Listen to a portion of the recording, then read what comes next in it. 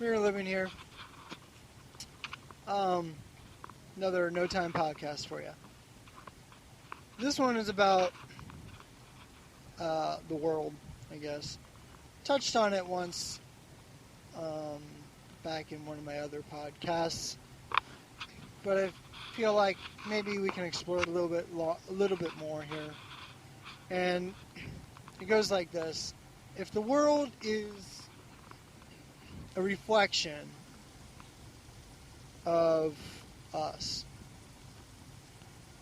then we have to be honest and accept what's in front of us and learn what we need to heal it. We need to learn how to heal it. But you can't learn any of those things without accepting and acknowledging what's in front of you. If we look at the world and we see chaos, then if we sit there and examine it to find similarities or at least connections into our own lives, we will find the world being just that, a reflection of our life. So, we have to be honest. I know I talked about this, like I said, in one of my other podcasts, but something is, driving me to feel inspired to talk about it again today. I think it's important. It's something I'm struggling with myself. I'm not perfect. Far from it. And I don't think anyone really is perfect. I don't think we're here to be perfect. I think we are perfect, but we have to go backwards and fix all the issues that we caused, that we created, whether it be in history, whether it be in our daily lives, whether it be in society, work, home, whatever you want to say, wherever you want to point it. It's the only way I feel that we can fix this, because the problem is our perception, our view on life. When we see chaos,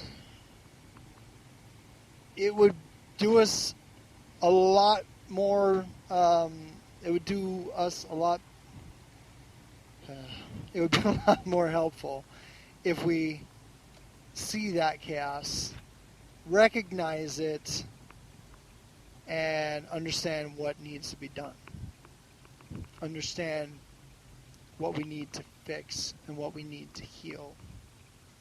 The people around you, as well as the world out there, they're not the ones who are going to tell you what you're seeing is you. They're only going to show you what you see is you.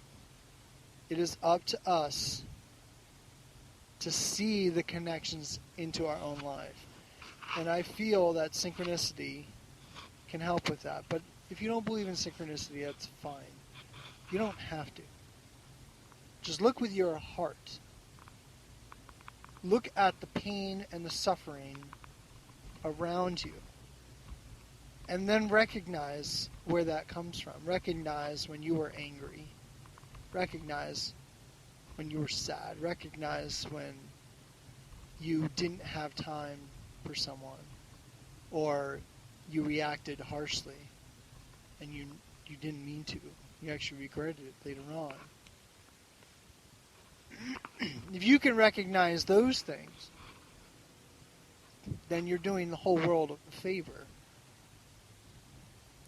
And you're healing the chaotic world that you see before you.